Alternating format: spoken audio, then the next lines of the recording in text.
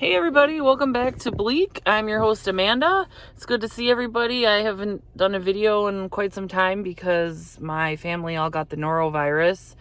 I have 4 kids ranging from age 3 to 17, plus me and my husband both got it, and it was honestly a nightmare because we all had it at the same time. So anyways, I'm glad that's over and glad to be back. I am going to be talking about the Justin Baldoni, Blake Lively saga today. I know some people might be sick of hearing about that. And it's technically, technically it's kind of true crime, but not really. I promise after I do this video that I will go back to my more traditional videos of other cases. The reason I think this case strikes such a chord with me is because I myself, I don't know, sometimes it's hard, what verbiage to use when talking about this, because I don't like to say I'm a victim, but, for lack of a better word, I was victimized as a teenager, and one of the struggles, I guess, when something like that happens to you, for me, it was, from age 15 to 17, I was sexually abused, and when that happens, for me at least, one of the biggest problems or obstacles that I dealt with was feeling like I wouldn't be believed. And that, it wasn't the only reason why I kept it to myself, but it was one of the biggest reasons was for fear of not being believed, because this person was really charismatic and very much liked by the people around him, and it wasn't something that I thought that people would believe about him, because it even shocked me. I never thought this person was capable of that kind of behavior. So when it comes to the situation with Blake Lively, it honestly enrages me to think that somebody would lie about such a thing. Now, I know that, of course, there are cases of women lying, and I will say, too, on this channel, I have covered a lot of cases where, specifically Sarah Boone, where, I don't believe she was ever abused, and I believe she used it in her court case as a way to, get a favorable outcome in her case, which obviously, thankfully, didn't work for her. But and then there's the Ashley Benefield case, which I haven't covered yet, but I am going to get into that at some point, and same type of thing with her is I think she used abuse as an excuse to take her husband at the time's life. And so it happens. And also, I still think most women tell the truth when it comes to abuse. And that's really important, because these cases that we're talking about are definitely the exception and not the rule. So when I still think we should still give victims the benefit of the doubt, and I think that they mostly the vast majority tell the truth.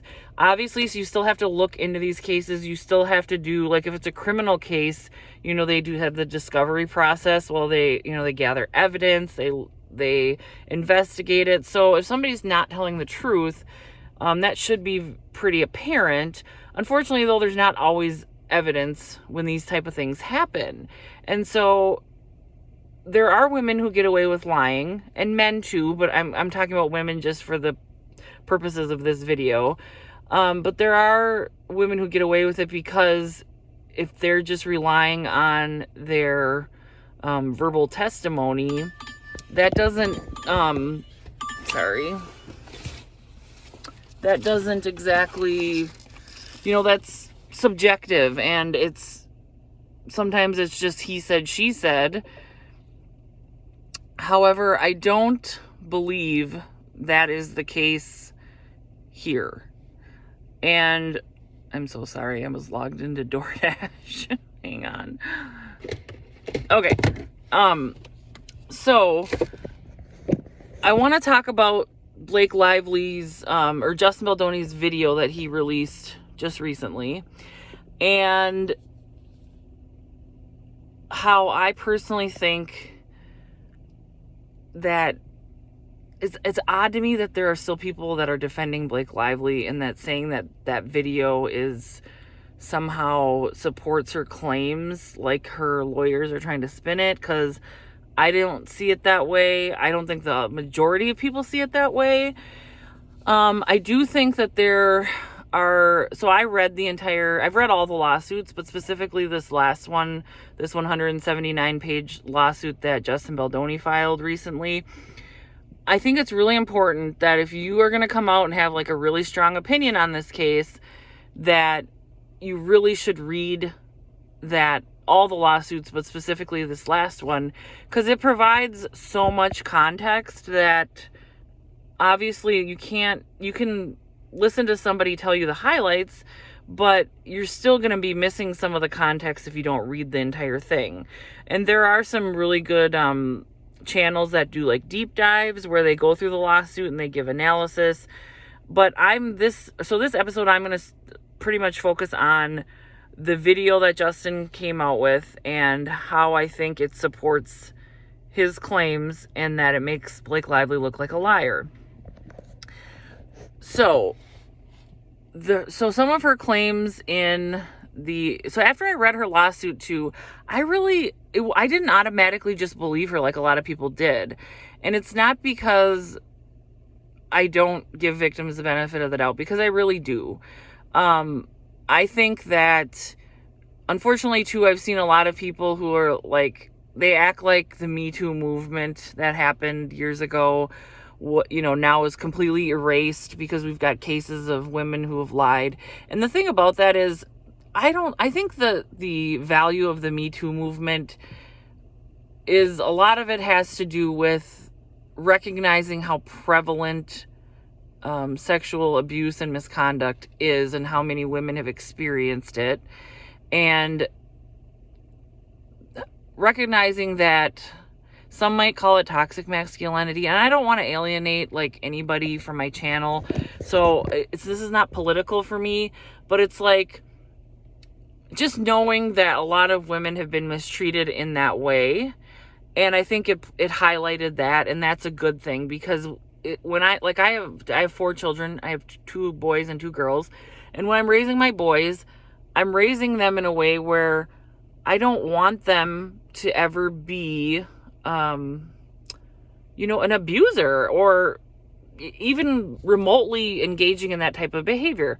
So it's just, why do men have a propensity to abuse women?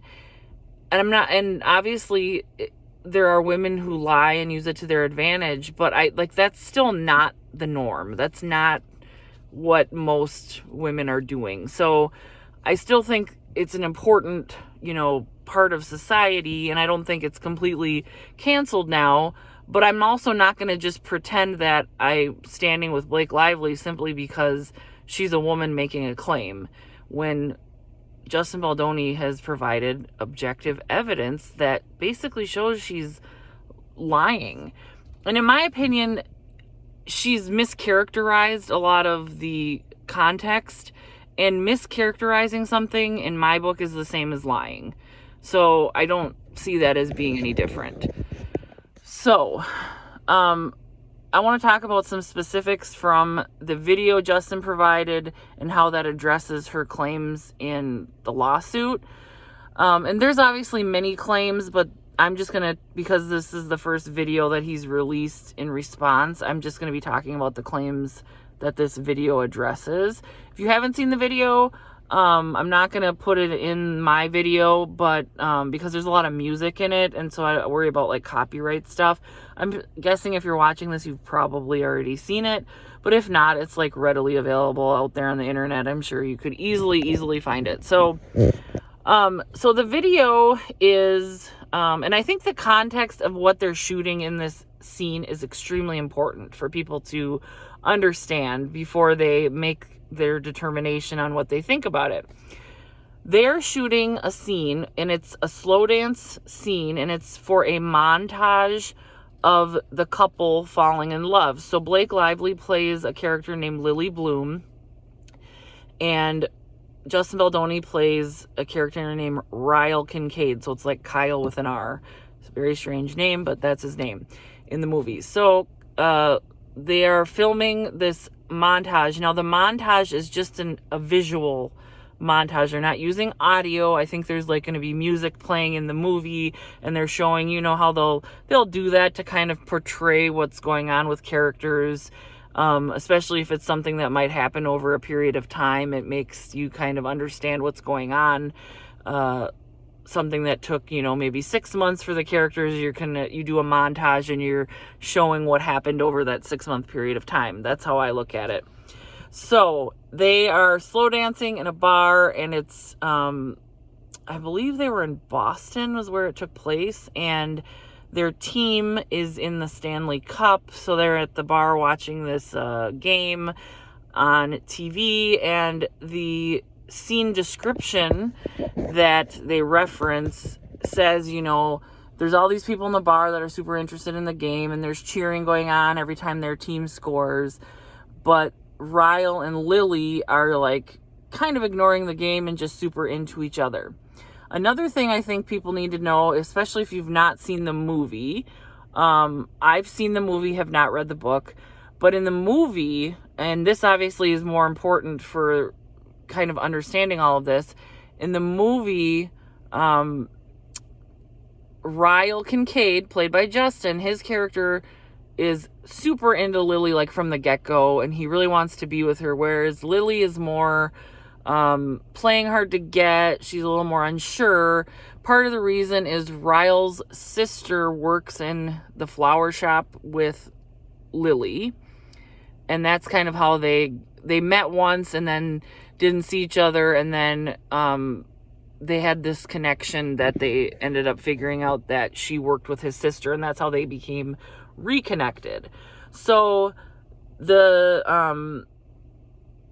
soon as Ryle finds out that she works with Lily, he's like wants to date her. He makes it very obvious, whereas Lily's a little like hesitant to get into a relationship. And so that dynamic is important because you have one person who like wants this other person so badly and wants to be with them, and you've got this other person who she is into him, but she's just kind of restraining herself because I think she's like just concerned about getting into a serious relationship. So that's like the dynamics at play, but they're falling in love at this point, and they eventually do get married. So this is like the montage of they go from like, okay, fine, we're going to be dating, to we're falling in love, and then we get married.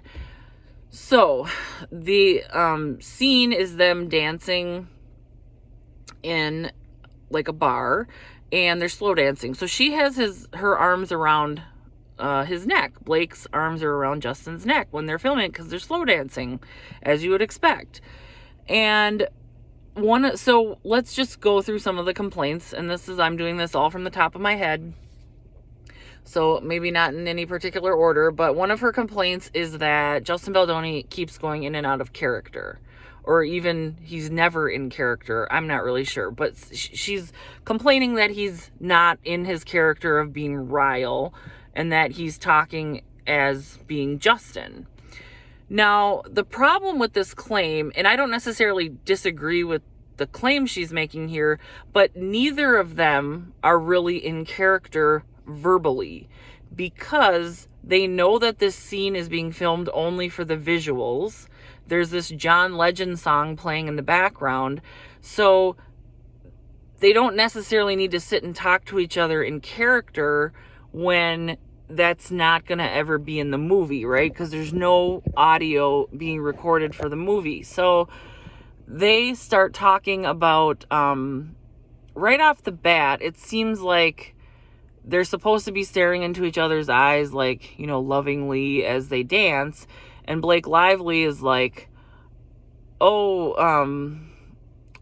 Justin Baldoni says something like, yeah, me and my wife Emily, like, we'll just have these moments where we just look at each other for like a long period of time. And he's like, you'd probably find it terrifying. And they're being funny. And then Blake Lively makes a joke. She's like, oh yeah, you sounds like a sociopath.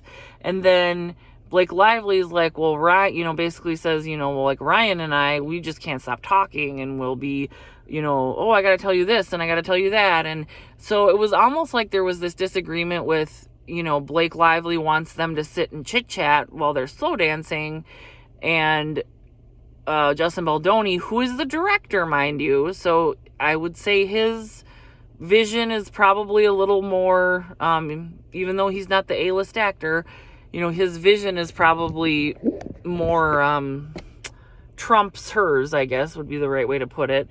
But he still listens to what she has to say, and it isn't like they ever even really settle it. It's just kind of like, so they continue to talk as Blake and Justin. However, if she's doing it too. So if it's such a problem, then she can't say it's okay for me to not be in character, but it's not okay for you. And also, I think if you look at the nuances and the dynamic of this scene where there is no audio being recorded for the film, you can understand why people wouldn't talk in character. That would honestly be a little bit silly. If he's sitting there like, hey, baby, and they're like, there's no audio being recorded for the film. So, also, obviously, her body language is in character, just like his is, because obviously they're not sitting there slow dancing with each other for the purposes of they're just slow dancing as friends shooting a movie as Blake and Justin. Obviously that's not happening. So this is for the movie. And so I hope what I'm trying to say is coming across when I point that out, because she's basically trying to say he's doing things as Ryle, but then he's speaking to her as Justin, but they're slow dancing together. So anyway, so her other complaint is she says that he just randomly, and the way it's described is very creepily, is you smell good, and or you smell so good. And the way it's described, obviously you don't get the tone in a writing or a filing, but it's described like they're dancing and they're filming the scene, and as he goes in and out of character, and and talking as Justin, not as Ryle, he just sniffs her, goes into her chest and sniffs her, and then he's like, you smell so good. Like Hannibal Lecter, he's gonna be like that's what it sounds like. It's like he's this big creepazoid. And I think a lot of people, when they heard that, they're like, oh, that's a little weird. Well, again, thank goodness. Here's the thing too, is Blake Lively's lawsuit mentions that she's like, unfortunately, or something to this effect, and don't quote me on this verbatim, but something to the effect of unfortunately, there's no audio evidence of this because no audio was recorded for this scene. She did not think that audio existed of this scene, which to me is probably why she references so many points in this scene, because in her mind, nothing can refute it. So what she's doing is she's taking little bits of truth, which, have you ever heard the saying, the best lies are based on truth? That's exactly what she's doing. She's taking little things that happened, like he does say she smells good, but I'll get into that in a second, but completely mischaracterizes what she said before that led up to him saying that, and taking things out of context and mischaracterizing things that's what she's doing this entire time, and that is lying, folks. If you're mischaracterizing, you're taking out of context, and you're doing it intentionally to try to hurt someone else, that is a lie, that's a manipulation, that's a tactic, and that it's not okay. So back to the whole smelling her thing, what really went down is not the Hannibal Lecter scenario that I just showed you. What really went down is he's leaning into her, because again, they're doing all these various things because it's a montage.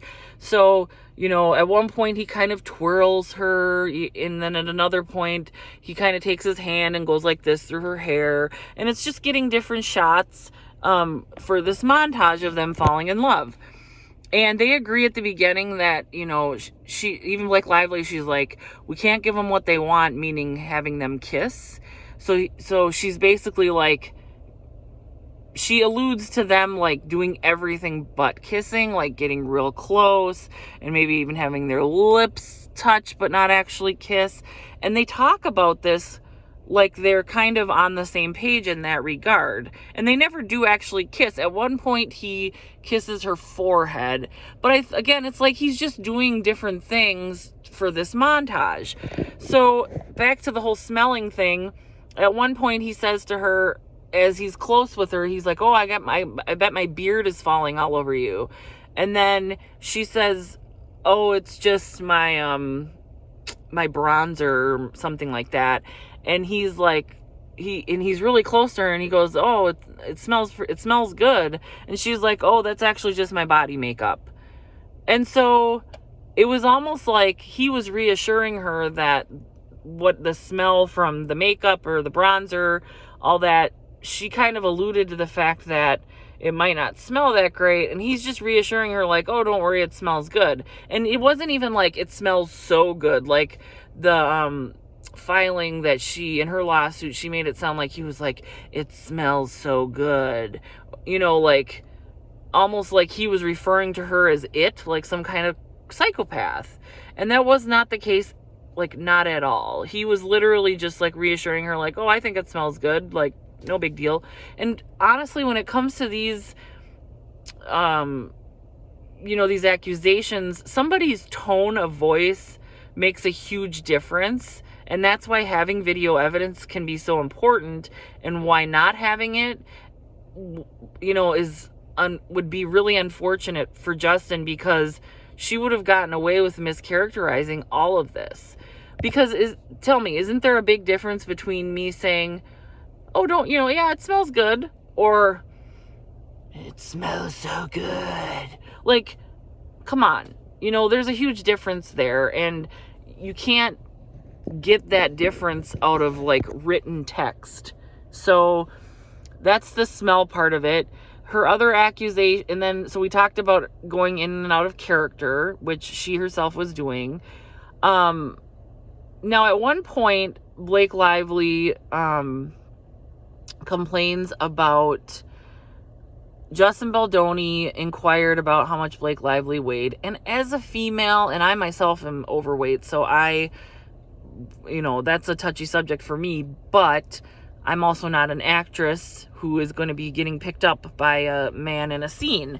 So Blake Lively complains because Justin Baldoni and her were working with the same trainer, because I think Justin Baldoni introduced the trainer to her, or maybe it was vice versa, but either way, it was the same trainer.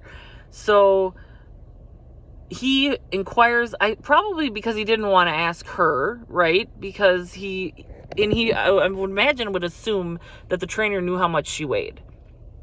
So my thought is he doesn't want to ask her, but he needs to know, because Justin Baldoni has several lumbar, I think it was lumbar, which is lower back, but it could have been another area of his back, but regardless, it doesn't really matter. So he had some back issues that were pretty severe. Again, I've worked in neurosurgery as a nurse for over a decade, so I understand how serious back issues can be, and the back issues he mentions are not like, they're serious back issues that could really cause you problems. So he talks about, I think he has bulging discs is what they reference in the filing. And there's like a specific weight limit as to what he can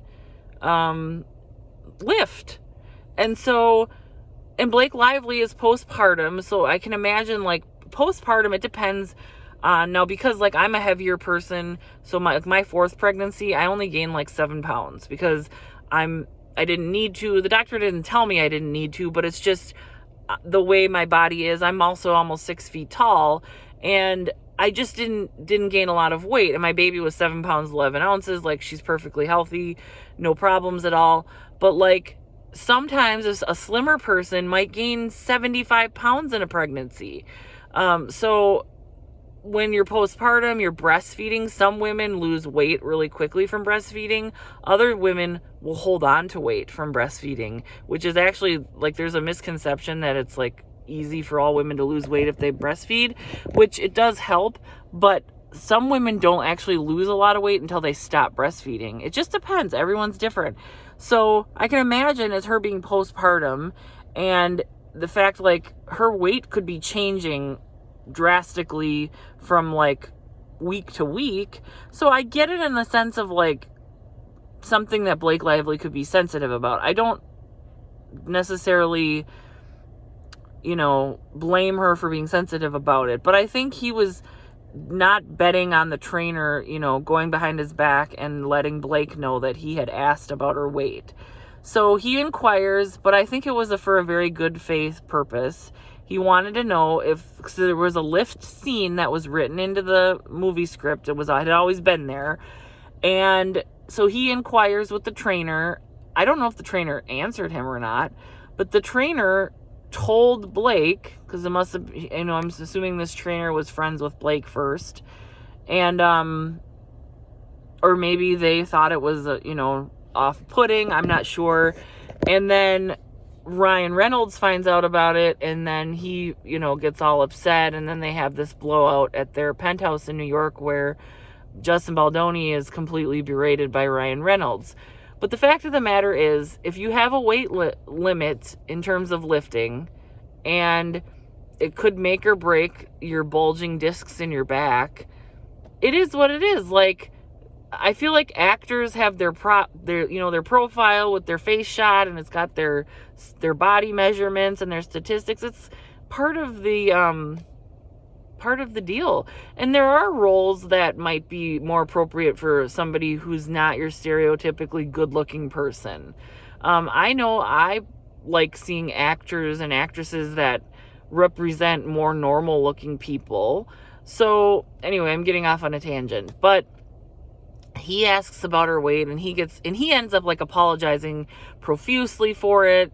And actually, ironically, about right after the premiere of the movie, Justin Baldoni was hospitalized for a spine infection, because he's got these spine issues. And he had to be in the hospital for 3 days, and he got, IV antibiotics and all of that. So it's not like he's just making up some issue, or he's got like a minor, back issue, because I think everybody, as you get older, you develop certain aches and pains. So you could say, and he's 40, I think he just turned 41, but so not super old, but he, I think a lot of people thought maybe he was just kind of using some minor back problem as an excuse to inquire about her weight. And I don't think that's the case. I think it was a good faith, thing. The other thing is Blake Lively is 5'10" tall. So, as I know, like when I was a teenager, I weighed like 135 pounds. And at 5'10", for me, I was thin enough to the point where like people were asking me if something was wrong. Like my bones stuck out, like my hip bones stuck out. I've had given birth 4 times, 4 C-sections. I've struggled with my weight now. But 135 pounds for a person that's 5'10" is far different than 135 pounds on a person who is, 5 feet or 4'11". So I think Blake Lively's a gorgeous woman, just physically, aesthetically. I remember when Sisterhood of the Traveling Pants came out when I was, she's about 4 years younger than me. So I think I was like in my early 20s maybe when that came out, maybe a little younger than that. And I remember seeing her and being like, wow, like she is a really gorgeous gal. Like I thought she was so pretty. And I think even, when you're as tall as she is, though, you could weigh more and look like you don't weigh more. So again, even me, like at 150 pounds, I look like for me, that's great. I would wish I weighed 150 pounds. Whereas for someone else, they might think that that's overweight or heavy. So I think that factors in too, when maybe he just has no clue how much she weighs because of her height. He like couldn't even ballpark guess. So the reason I'm bringing that all up is because in this whole montage scene, now I will say Justin Baldoni brings up his nose being big himself initially. Okay, so, and he didn't exactly include that part in his filing. I don't think that really changes anything, but just to be fair to both sides. So he says, so initially though, Blake Lively's the one that brings up their noses because their foreheads are touching in this romantic scene. And she goes, oh my gosh, it's so nosy. There's so much nose going on. And then he says, yeah, and my nose is so big. And then she goes, oh, I've been hoping you would address that. And she's like, maybe we could just take a month off and deal with the insurance. And then, we can come back and that'll all be dealt with. And then she giggles and she goes, just kidding, which there's someone that I'm related to whom I love dearly, but this person is very passive aggressive with their jokes, and they will say mean things and then they will go, just kidding. And it's a little bit like, yeah, you're saying just kidding, but you totally meant what you said, right? Like, it's a passive aggressive way to insult somebody and pass it off like a joke. And Blake Lively does this a lot. And the reason I'm bringing this up at all is because she's claiming that, like, him inquiring about her weight for a medical reason is, fat shaming and it's harassment.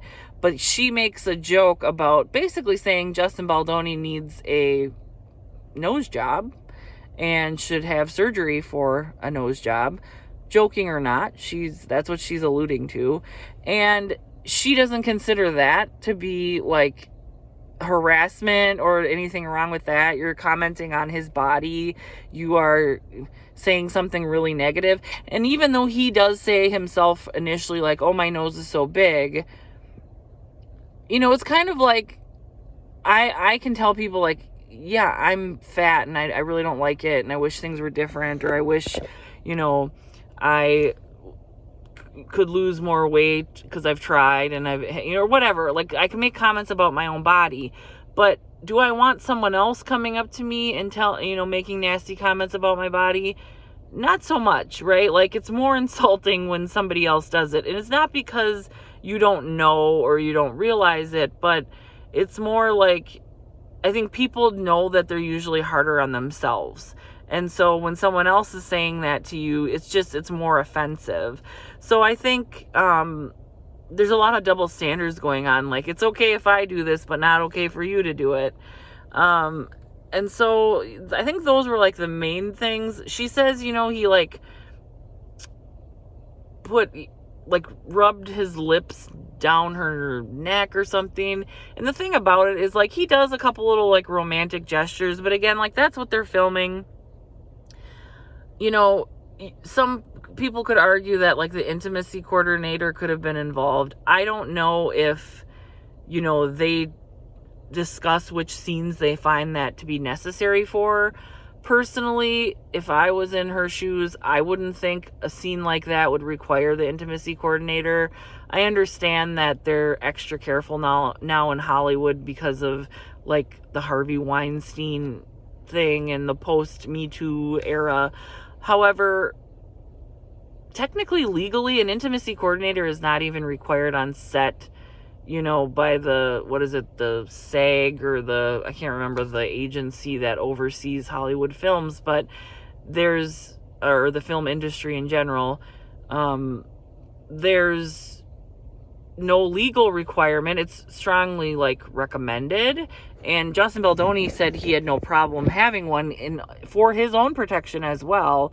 But I guess personally the scene is like a slow dance scene where they didn't even kiss on the mouth. And you have to realize too, like, this movie has fairly intense sex scenes in it. Like, not pornographic, but, like, they're pretty intense, and several of them. And so of all the scenes in this movie, like, on the spectrum of scenes, it's pretty mild. Obviously, I know that doesn't mean Justin Baldoni can just do whatever he wants, but I don't think that's...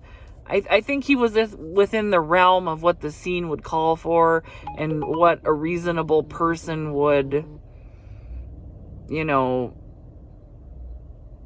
suspect that he might do in that type of scene. And again, she was doing things as well. So last thing I want to touch on is, again, I don't see how people can see it on, that saying that this video benefits Blake Lively. However, one thing I have heard some people say is, well, she clearly seems uncomfortable to me. I don't see that. But if I'm going to try to be objective and play devil's advocate here, I will say, even if Blake Lively felt uncomfortable, let's say Blake Lively has postpartum anxiety and depression, or she had some experience in the past that makes her more, whatever. Our life experiences can shape us so that something might make you uncomfortable that doesn't make others uncomfortable.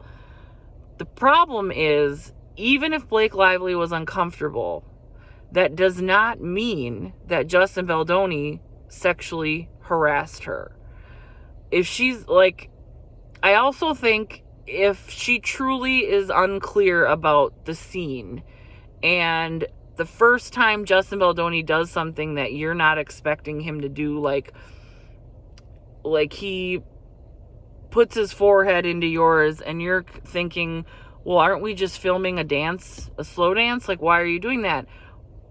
Given that she's so outspoken about pretty much everything else, if you read her text messages to him, I have no doubt in my mind that she would not have stopped the scene and said, like, hey, why are you doing that? Like, I didn't think that's what this scene called for. Not even necessarily, like, she wouldn't have to do it in a way where she's accusing him of sexual harassment, but she could just very easily be like, oh, like, I didn't think that this scene was anything but dancing. And then he could have clarified and said, oh, well, this is the montage. They're falling in love. So we need to do a couple of, I need to show you a little bit of affection, or, you need to show me some affection in this way. And I feel like they did have that discussion to some extent where they talked about not full on kissing, but kind of doing everything up to that point to kind of leave the audience hanging and to keep them in suspense. And that seemed like, you're not going to, discuss every tiny little detail, especially when you're not talking about, like, a full-on sex scene. So her being uncomfortable subjectively when she doesn't ever ask to stop the scene or to, you know what I mean? Like, if she wants to clarify what is going to happen in a scene and she's not clear, then I have no reason to think she's not going to ask, because if it's a misunderstanding where she just thought the scene was supposed to be something different, then that doesn't mean that Justin Baldoni harassed her. That means that it was unclear to her. Maybe they even interpreted the scene differently. And then last but not least, at the very end, Justin Baldoni yells, "Cut," which completely supports the fact that everything being filmed was them in character as a couple falling in love.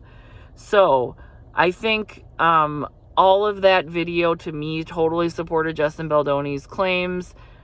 I think that if you are trying to defend Blake Lively and you keep saying things like, well, she was uncomfortable, or things where, or you're like, well, she didn't totally lie, like she basically said things in her claim or her filing that were actually true. I beg you to be honest with yourself. Like, she's mischaracterizing what happened and she's manipulating. And on top of that, again, we've talked about how the word gaslighting gets thrown around a lot. She's, in a way, her legal team and her are gaslighting you when they're trying to tell you, don't believe what you see with your own eyes, but believe what we tell you. And what we tell you is this video supports Blake Lively's claims of abuse. And if you watch something and you have no dog in the fight and you feel a certain way, not based on what someone told you, but just like say you watched that scene and you didn't know anything about this lawsuit, would you, and you knew two actors were filming a visual montage, would you say, oh my gosh, that guy is abusing her or assaulting her? You wouldn't. So anyway, that's just my take on everything. So let me know if you guys would be interested in hearing about, maybe, like, I have a case from the late 1980s. It's brutal, okay? It's like one of the most brutal cases I've ever heard of. It's not something that's like I've heard other people cover much. If you'd be interested in something like that, let me know. It was a homicide that happened on Halloween of actually a pregnant woman. So, and it was very brutal, very kind of interesting, but also awful and convoluted story.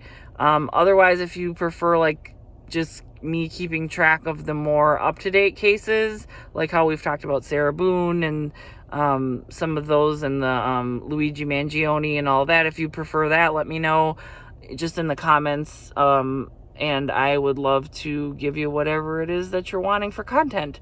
So thanks for listening, and we'll see you soon. Bye-bye.